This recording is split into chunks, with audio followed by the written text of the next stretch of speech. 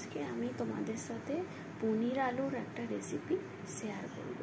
চলো, এখানে পনির আর আলু ভেজে রাখা আছে। সবার প্রথম পনিরটা একটু কাশ্মীরি মির্চ, একটু হলুদ গুঁড়ো আর নুন দিয়ে ম্যারিনেট করে তারপর ভাজতে হবে। আর আলুগুলো একটু হলুদ মাখিয়ে তারপর ভেজে নেবে। আর এখানে দেখো একটু পেস্ট করেছি, একটা টমেটো, কাজু, কিশমিশ এটা দিয়ে একটু পেস্ট করে নিয়েছি। তেলের মধ্যে তেজপাতা, এলাচ, দারচিনি, লবঙ্গ আর গোটা জিরে দিতে হবে।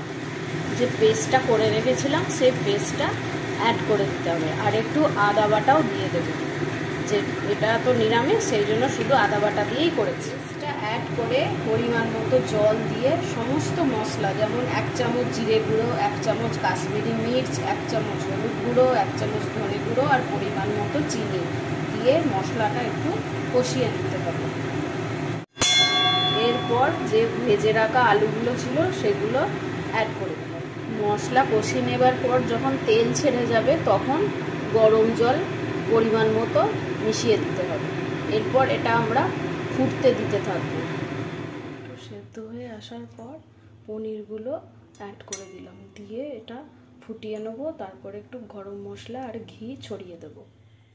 দেখো, পনির আর আলু নিরামিষ রেসিপি রেডি।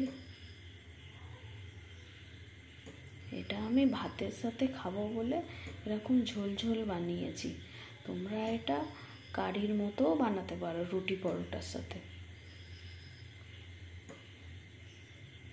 আবার এরপরে আরও অন্য কোনো রেসিপি নিয়ে তোমাদের সামনে হাজির হব। টাটা।